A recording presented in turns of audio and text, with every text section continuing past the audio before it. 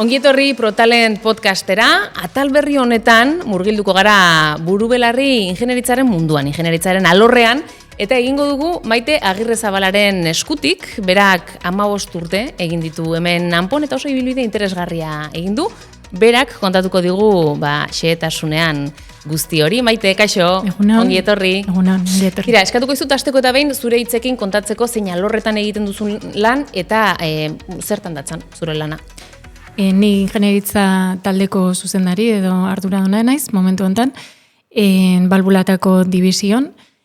Balbulatako dibisioa pixkat Indian eta Arabian eta Idiazabalen ditugu planta produktiboak, eta, esan dezagun, arlo global hortan zuzendari lanetan abilela. Hemen 30 piko laguneko talde zabal badugu, Indian beste 20 lagun, eta hori guztia koordinatzen.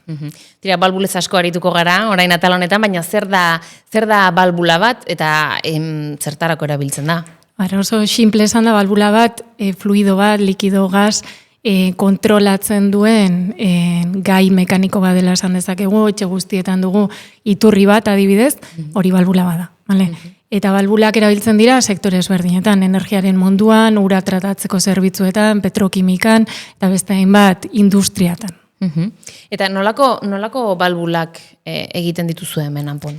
Gu balbulak presio eta temperatura ezberdinetako errango oso zabaleko balbulak egiten ditugu, eta batez ere zentratzen gara oil and gas sektorean, petrokimikan, kimikan, minerian, eta orain sektore energia berriztagarrien sektoretan sartzen hasia gara, eta sapsiko sektorean, eta beste hainbat sektoretan, baina balbulak presio temperatura rango oso zabaleko balbulak, bezero baten espezifikazioetan oinarrituta. Eta osartuko zinak esaten munduko balbularik onenak egiten dituzuela, hemen? Gu beti saiatzen gara kalidade maila goreneko balbulak egiten, eta mundu mailan bezero nagusien konfiantza hori irabazten. Eta zergatik ez, esan dezakegu zenbait aplikaziotan mundu mailan erreferente bat gerala balbula gaintzan.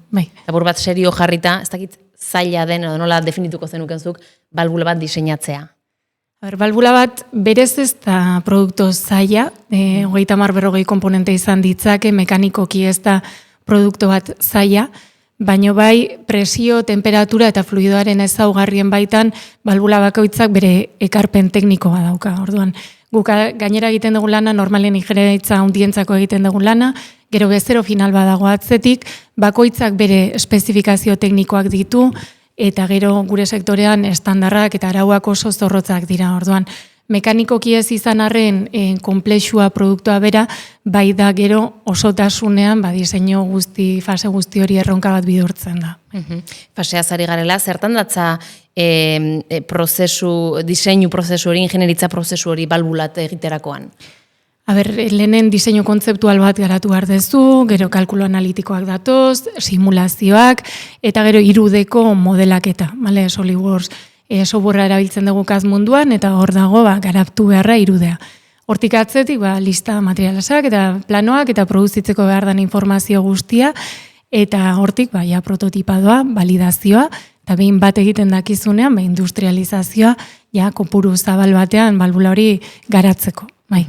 Eta aldi berean ingeniaritza talden beste arlo badago oso garrantzitsua baita proiektu kudeaketa deitzen duguna, tekniko ikuspuntutik, azkenean bai oferta fasetik eta pedido amaitu arte, bezerokin definizio tekniko hortan garapen hori. Akaso, kanpotik ikusten duenarentzat, balbulak ezagutzen ez dituenarentzat, teknologia hori ez da gehiagi bistaratzen, baina maila altuko teknologia erabiltzen da, ez da?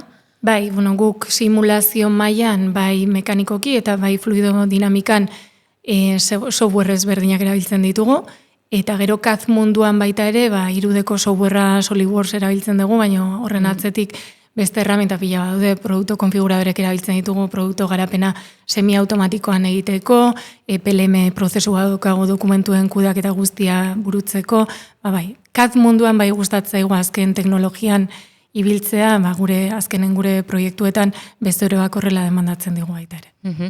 Eta orain, inteligentzia artifizialen, adimen artifizialaren garaian gaude, ez da, transizio betean, nola aplikatzen da hau hemen, ze pixu dauka zuen kasuan?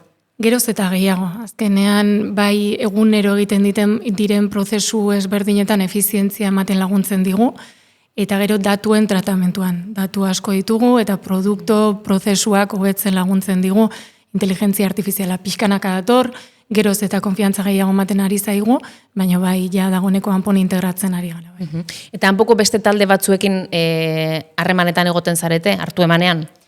Bai, hanpon ikuste dut enpresa pixka berezi edala, oso laua da, harremanak oso zuzenak dira talde ezberdinen artean, eta ingenieritzak bere izaeragatik azkenean erdi-erdian dago prozesu guztietan, orduan. Bai arlo komertzialakin, bai erosketa taldearekin, kalidadea edo produkzio mailan etengabeko koordinazioan gaude. Aipatu diguzu hasieran, aurkezpentxo hori egiten, koordinazio lanak ere egiten dituzula urte batzuetatik ona, koordinazio taldeko parte zara, zuzendaritza batzordeko parte ere bazara. Nola izan da ibilbide hori eta nolako esperientziari da izaten zuretzat zuzendaritza batzordean egotea? Niko mailako ingeniaritza ikasi nun, proiektua bertan egin nun hanpon, eta gero jarraitzeko aukera izan nun, eta hor, diseinatzaile bezala hasi nintzen, pixkanaka proiektuetan ardura gehiago hartzen jo nintzen, eta azkeneko 7-8 urten bueltan zuzendaritza lanetan nabil, eta zuzendari batzordeko kide naiz baita ere, horrek eguneroko gestioaz gain azkenan enpresan estrategian, definizioan parte izatea albidetzen dizu, eta horrek pertsonalki garapen izugarria da. Kontatu diguzu, zertzela datzuk eman dizkiguzu zure lana zertan datzan, baina nola deskribatuko zenuke zure eguneroko martxa hori, ez? Edo eguneroko lan egun bat, alegia? Egun guztia desberdina dira. Ni ez nator etorri, jakinen gainen zer egin behar dugun, eta 8 ordu lasai, ez. Eguneroko hanpoko martxa, desde logo oso dinamikoa da. Etortzen garenean, azkenean planta ditugu Arabian, planta ditugu Indian, egun hortan ze sustekoekin aurkitzen geran, dan alde batera utzi eta hori priorizatzeko, eta ez badago sustekorik, bilera pila bat, planifikazio bilerak, helburuen jarraipenak, estrategi definizioko bilerak, eta arratsaldean pixkat lasaitzen danen ofizina, nire lanak. Eta pixkat honi lotuta, betiko galdera bikoitza egiten duguna, zer da gehien gustatzen zaizuna zure lanetik, eta kontrara gutxien edo gehiago kostatzen zailago egiten zaizuna? Nire lana oso dinamikoa da, ez dago monotoniarik, ez dago aspertzeko lekurik, eta alde hortatik hori gustatzen zait, eta aldi berean erronka zailak, arazo zailak etortzen dira, eta talde mailan arazo horiek nola kudeatzen ditugun, eta azkenean erantzun hori bezeroaren gana nola iristen den, hori da netzako parte balio gehiena edo gehien betetzen dian zatia.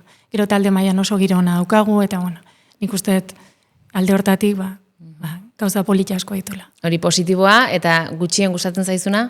Askotan gure ritmo oso azkarra da, eta askotan gure lanan sakontasuna hobea izatea gustatuko litzaiguke, oreka hori bilatzea ritmoa azkarra eta sakontasun horren bioien artean. Azkenean epe muga batzu daude eta ritmoa ezin da gelditu. Hori da. Badaukazu orain erronkaren bat esku artean edo zer erronka esango zenuke dela, gaur egun nagusi zuretzat?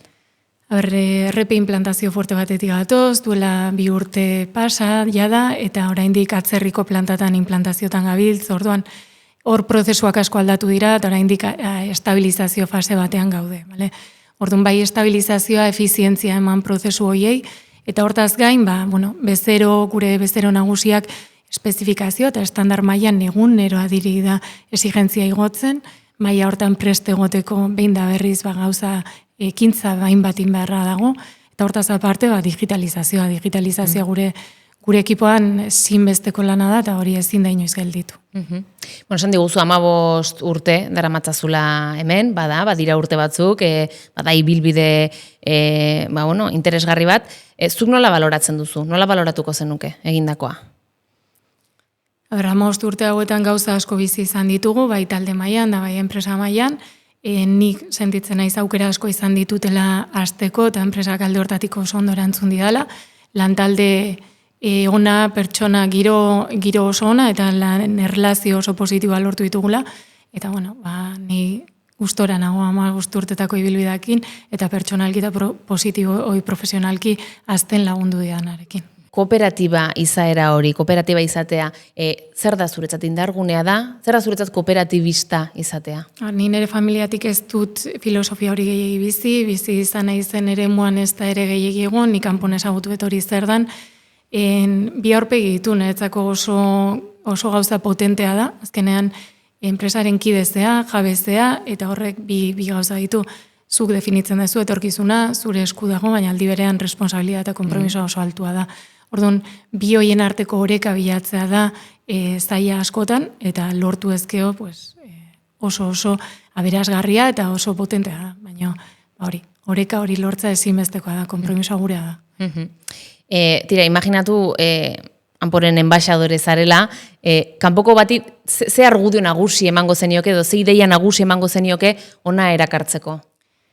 Nik usteet daukagula merkatu bat eta bezero mota bat oso mundu mailan oso bezero potenteak, fakturazio mailan Amazon, Apple baten mailatan egon daitezke gure oil and gaseko sektoreko bezeroak, orduan dauka merkatu bat eta bezero mota bat, maila askoa eskatzen duna egunerokotasunean, teknologia aldetik eta talentu aldetik oso ondo prestatutako enpresa bat da, eta orduan mundu mailako proiektu eta erraldoietan parte hartu dezakegu, eta nik usteet, esperientzia bezala, eskaintzen duna oso kompletoa dela, gero aldi berean lan maila eta organizazio maila baita oso berezia da, laua da, erlazioko oso zuzenak dira talde ezberdinen artean, orduan gazte bati edo hasi berri bati, enpresa barrutik ezagutzeko aukera izugarria ematen dio, oso gertu ikusiko dituzulako enpresako funtzio ezberdinak, orduan. Bai merkatua, bai bezeroa, bai produktua, teknologia eta aldi berean garapen pertsonala ziurtatzeko eremu bat izango duelako bertan. Hortxe utziko dugu, Maite, eskerrik asko, oso azalpen argiak eta interesgarriak eman dizkiguzu. Eskerrik asko zuri, berdin.